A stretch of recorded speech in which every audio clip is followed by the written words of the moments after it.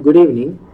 In the last session, I discussed some endocrine glands like hypothalamus, pituitary gland, pineal gland, thyroid gland, parathyroid, and also thymus glands. Now, in this session, I would like to discuss the remaining endocrine glands. Now, among them, the first one we shall see is about adrenal glands. So these adrenal glands are one pair. So in human beings, one pair of adrenal glands are present, and these are located on anterior part of each kidney. So they are present, located on anterior part of each kidney. And this adrenal gland, so each adrenal gland is composed of two types of tissues. It is composed of two types of tissues. One, it is called adrenal cortex, and another one called adrenal medulla. So this adrenal cortex is outer tissue, whereas adrenal medulla is inner tissue.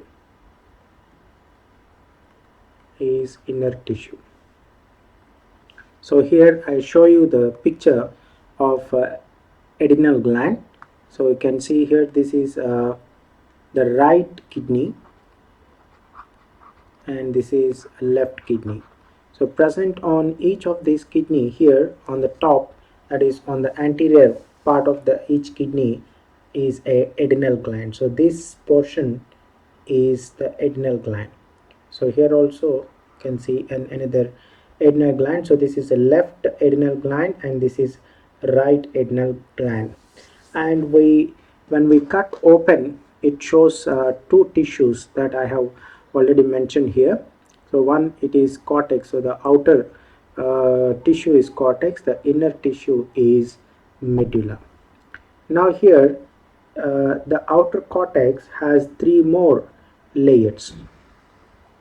So it has three more layers. So the outermost layer under adrenal cortex is zona glomerulosa. Glomerulosa is the one, and another one is zona fasciculata, and this is the middle layer. The innermost layer,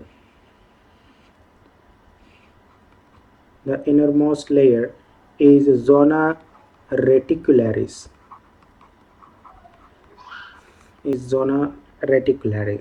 Okay, so so this is the picture. So this is adrenal cortex, and we can see here adrenal cortex in this. So this portion is the outermost portion of adrenal cortex, then the middle portion, and the innermost portion. So here I'll just shade the area. So this indicates it is a outermost region, that is zona glomerulosa. So this is the outermost of zona adrenal cortex, that is zona glomerulosa. So this is zona glomerulosa, and then below that is the middle portion. So I'm just showing it blue. So this is zona fasciculata. So this portion is zona fasciculata, right? And the innermost layer is zona reticularis. So this portion which I'm showing with white is zona reticularis. Right, so these are the three layers of adrenal cortex. So right from here to here, all this portion is adrenal cortex. Right, so zona glomerulosa is the outer layer, fasciculata is the middle layer, and zona reticularis is the innermost layer.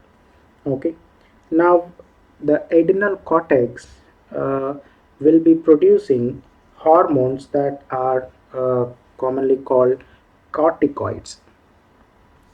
So that is so it produces corticoids. Now there are two main corticoids, one called glucocorticoids and another one called mineralocorticoids.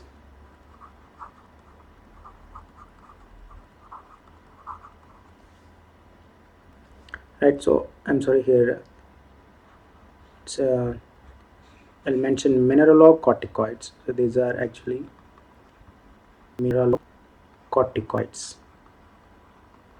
So now let us see about these glucocorticoids and mineralocorticoids. So here first I'll give the examples here itself. Cortisol is one example of these glucocorticoids, and in case of mineralocorticoids, example is aldosterone. Example is aldosterone. Now coming to this adrenal medulla, so the adrenal medulla will be producing two hormones. So it will be producing two hormones. So they are adrenaline. So the adrenaline is also called epinephrine. It's called epinephrine. And another hormone is called noradrenaline. It's called noradrenaline.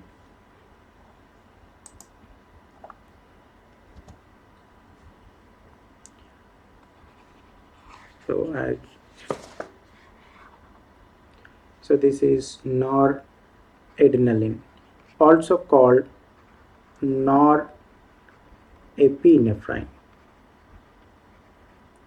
So this is a overall idea. So which part of the adrenal gland produces what hormones? The adrenal cortex produces mainly two types of corticoids. So whatever those hormones they produce are corticoids, like glucocorticoids and mineralocorticoids. And adrenal medulla produces adrenaline and noradrenaline. So now let us see these hormones, their functions also.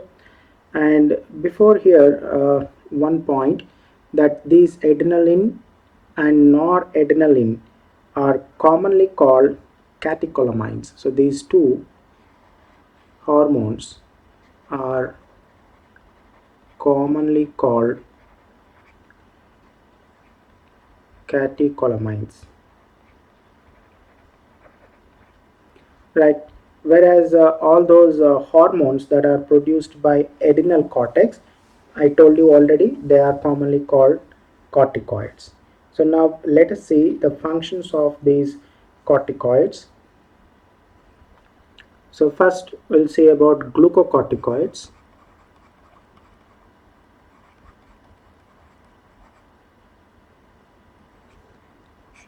Right, so these glucocorticoids are corticoids which are involved in carbohydrate metabolism. So those corticoids which are involved in carbohydrate metabolism, so they are called glucocorticoids. So already I gave an example like the cortisol. Now let us see some functions of this cortisol. Right. So here these glucocorticoids, they stimulate a process called gluconeogenesis. Gluconeogenesis. Then they also stimulate lipolysis and then proteolysis. So here gluconeogenesis, which means right production of glucose. So production of glucose from non-carbohydrate sources. So if glucose is synthesized from non-carbohydrate sources, then the process is called gluconeogenesis. Whereas coming to lipolysis, so here lipolysis, which means lipid breakdown. So breakdown of lipids is called lipolysis. And coming to proteolysis, it is protein breakdown. So breakdown of proteins is called proteolysis. Right.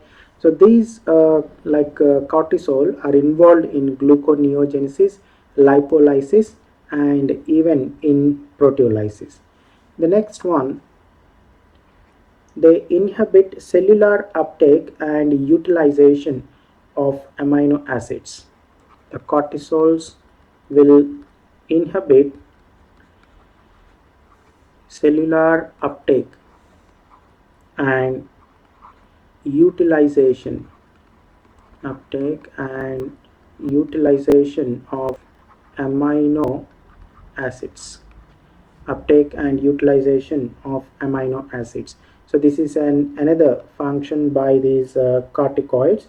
Then this cortisol is involved in maintaining cardiovascular system. So it is involved in, it maintains cardiovascular system. Right. So this cardiovascular system, which includes heart and blood vessels. So this one includes heart plus blood vessels. So it helps in maintaining the cardiovascular system and also kidney functions.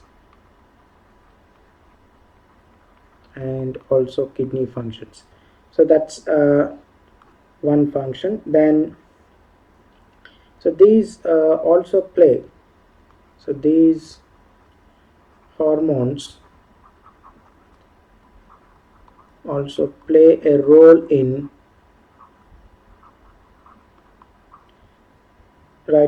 producing anti-inflammatory reactions. Anti-inflammatory reactions. So inflammation is a condition where there will be swelling, reddening, okay, heat. So there are some characters of that inflammation due to bacterial or viral infections that can take place. Okay, and there are many other reasons for inflammation also. Right, and these hormones, that is glucocorticoids, are particularly they produce anti-inflammatory reactions. And so this inflammation is a condition where the immune system reacts very much, and as it is anti-inflammatory, it will help in reducing that inflammation process. So anti-inflammatory reduces inflammatory process. So reduces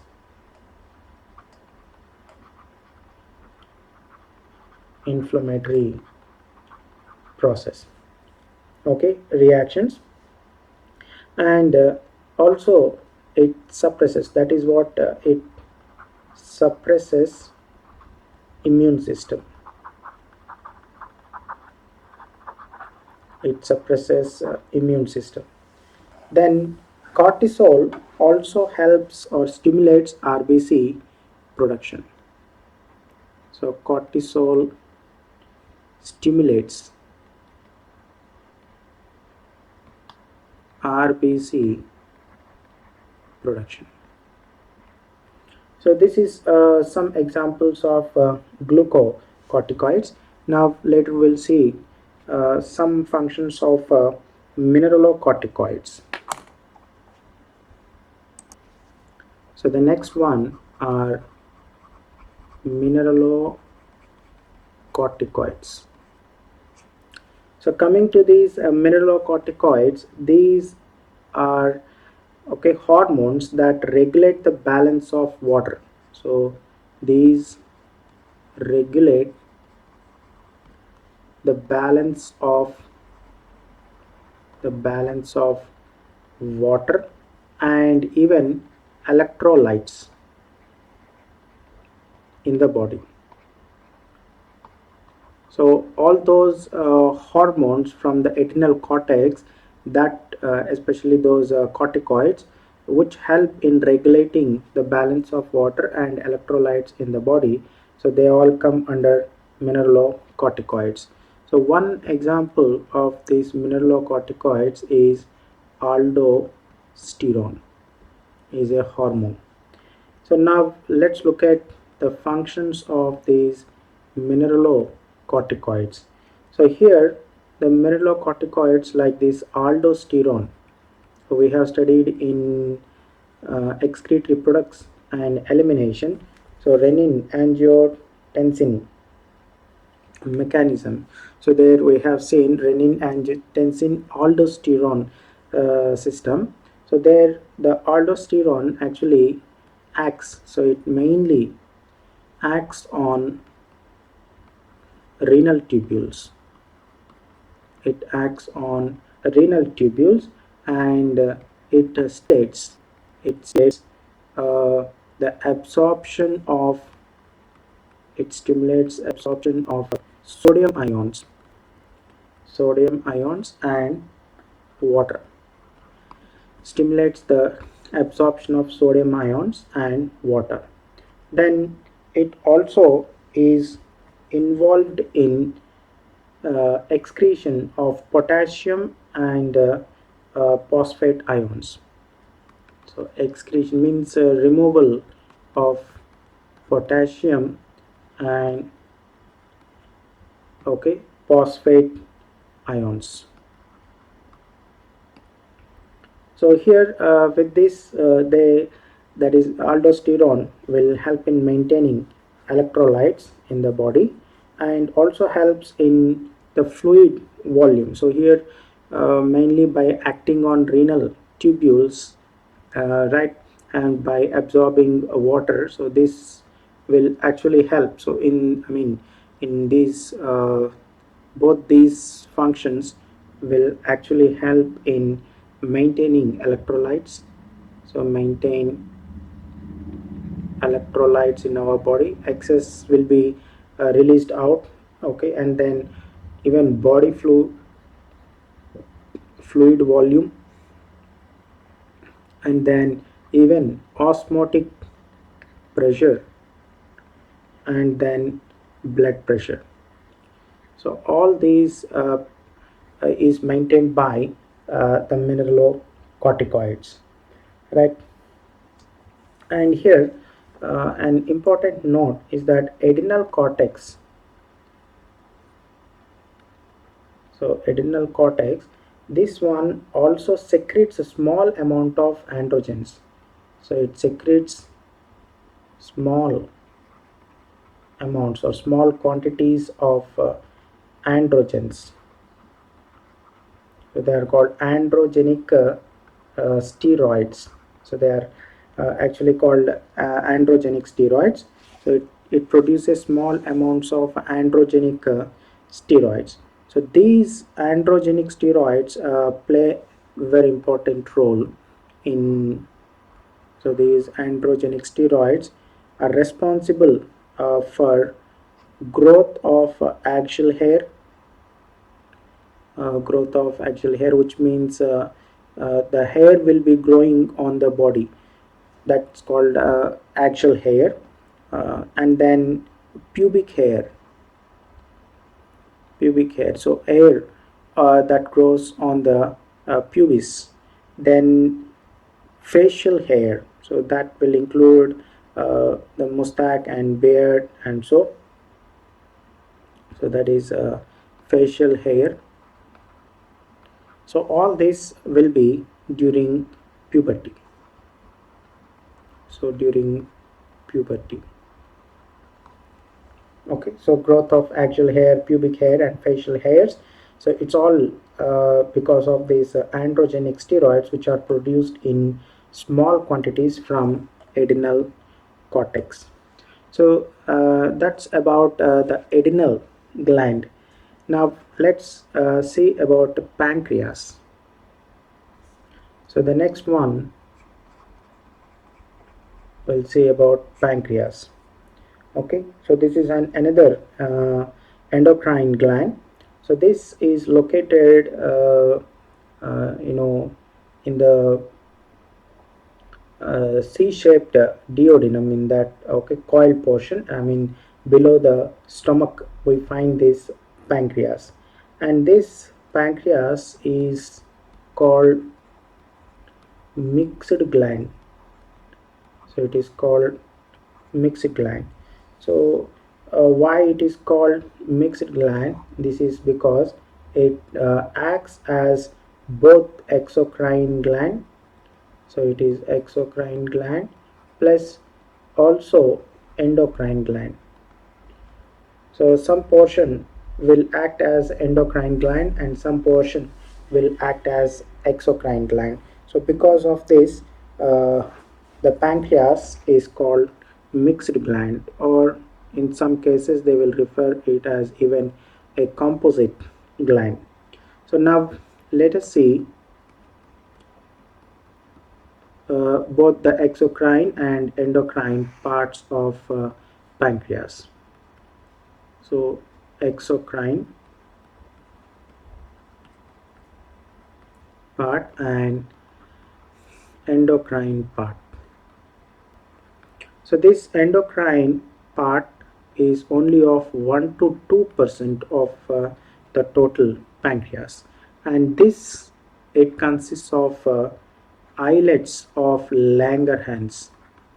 Consists of islets of Langerhans, and that are around 1 to 2 million islets of Langerhans, right? And the exocrine part is the part that produces enzymes, whereas endocrine part, so this produces hormones. Now this exocrine part will be having several acini, also called alveoli, and these will be producing enzymes. Whereas the islets of Langerhans will be having different cells, and those different cells will be producing different hormones. Like for example, so it has alpha cells. So these alpha cells will produce a hormone called glucagon. Next, again it has beta cells. So these beta cells will produce insulin, and then it also has delta cells. So these delta cells will produce a hormone called somatostatin. So the function of this somatostatin is it suppresses insulin and glucagon production. So it suppresses insulin and glucagon production. Okay, then the next one is, so there are other cells also called pp cells. So this stands for pancreatic polypeptide, stands for pancreatic polypeptide. So these pancreatic polypeptide cells, they regulate, so these regulate acinar cell secretions. So they regulate acinar. So acinar means these are, it means it will regulate exocrine part. So they regulate acinar cell secretion. Regulate acinar cell secretion. Okay, so these are different cells which are present in the islets of Langerhans. Okay, right. We'll see uh, the diagram of pancreas. So here is the picture of pancreas. You can see here there are red blood cells. Okay, and then this you find is islets. So this is an islet of Langerhans, and the rest of are all pancreatic acini, so are all acinar cells, or we can also call it alveoli. And these are the cells who will be producing digestive enzymes. And in islets of Langerhans, you can see here there are alpha cells, then beta cells also present. So already I mentioned the alpha cells who produce glucagon, beta cells who produce insulin. So mainly we'll discuss about these two hormones who function in antagonistic and help in maintaining the sugar level in the blood. So now let's see the functions of them. So first we'll see about the glucagon. So glucagon is a peptide hormone, which means it's a protein hormone. Right? And the glucagon actually acts on liver cells. So now I mentioned that glucagon is produced by alpha cells of islets of Langerhans. Now this one acts on liver cells. Those liver cells are hepato, and this will stimulate both itself. So that's it, stimulates glycogenolysis, right? And this results in increase in blood sugar level. So is blood level. So you'll see here what actually happens. So the minimum normal level of sugar in blood. They will take glucose. There is a normal level of sugar in the blood. So say this is the normal level. Okay. So here when the sugar level is below, when the level, okay, so the normal level, and this will stimulate the alpha cells. So here we know the glucagon is produced from alpha, produced from alpha cells. So these the alpha cells, they release glucagon, and this glucagon will try to bring back the sugar level to normal. So this is, say suppose this normal level is 100 mg per dilutions. So if this sugar level falls below, right, this will activate the alpha cells, and the alpha cells will produce glucagon, and the glucagon initiates or acts on liver cells and stimulates okay, glycogenolysis. So here the meaning of glycogenolysis is, right, breakdown of glycogen. So it means that it's going to convert the glycogen to glucose, going to convert the glycogen to glucose. So when there was excess glucose, at the time it converted glucose to glycogen and stored in muscles and liver. And now when the glucose is required, it will break down this glycogen back to glucose and adds to the blood. So then it results in bringing back the sugar level to normal. So that's how the glucagon acts. So here as it increases the sugar level. For that purpose, the glucagon is called is called hyperglycemic factor. Is called hyperglycemic factor. Okay, and here at the same time, okay.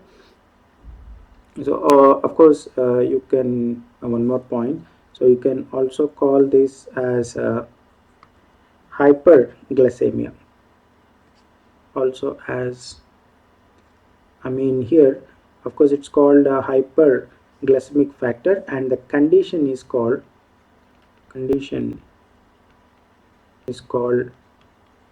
hyperglycemia. Right.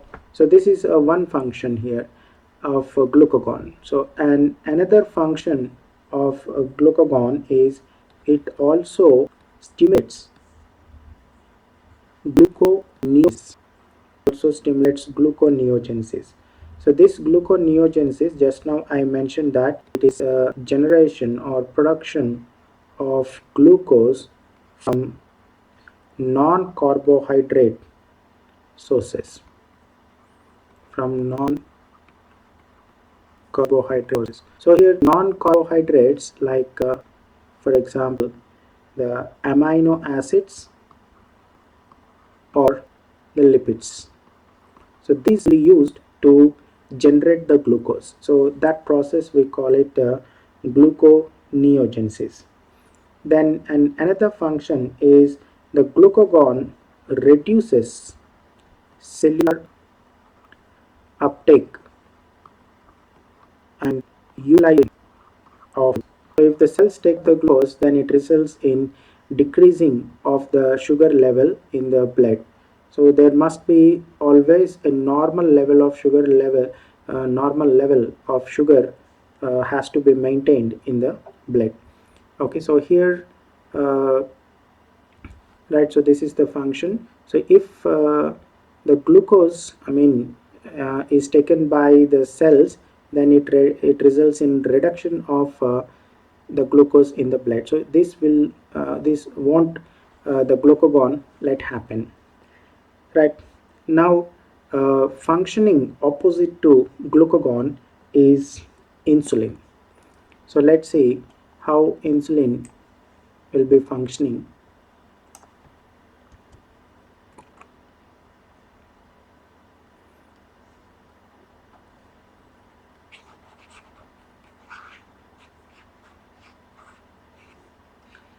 So let's see insulin.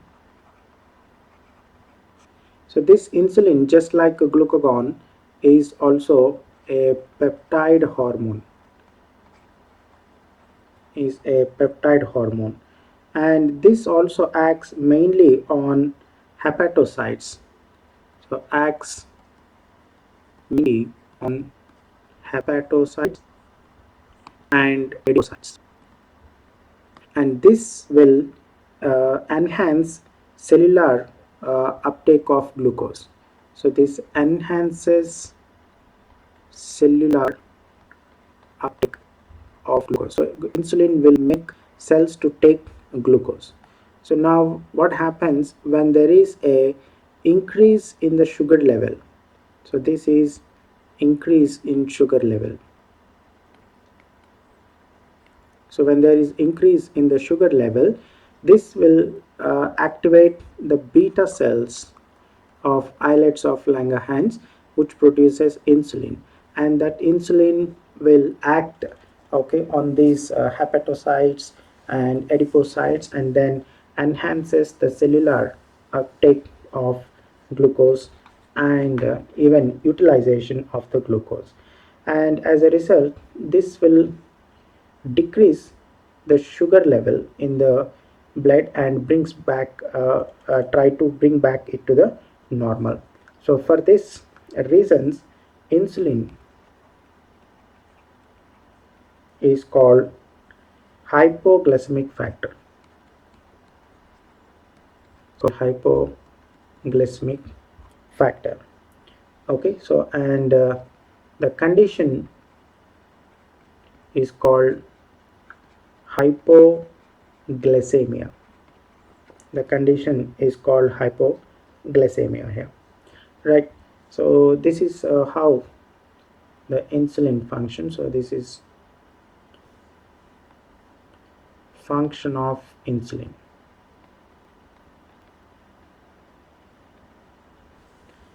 The next one, and another function of insulin. So here we know that the insulin will be acting opposite to that of glucagon, and another function is it stimulates the conversion of glucose.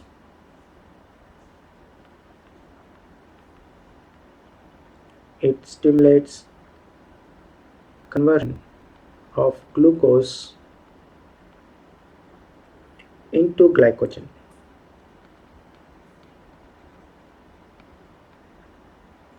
right? So that is glucose to glycogen, and this process is what we call glycogenesis. So this is called glycogenesis. So genesis is a production, and glyco, which means glycogen production from the glucose. So the production of glycogen is called glycogenesis, right, in the target cells, and thereby it brings back the sugar level to the normal. So it mainly acts on these cells and enhances cellular uptake of glucose and also utilization of glucose. So this will reduce the glucose level, and even the glycogenesis process will reduce the glucose level in the blood. So hence it is called a hypoglycemic factor. So this is how, right, the insulin and glucagon will help in maintaining the sugar levels in the blood, right? So if a person is having diabetes, so here prolonged sugar levels in the blood is the condition what we call diabetes mellitus. Okay, so actually we have two types of diabetes.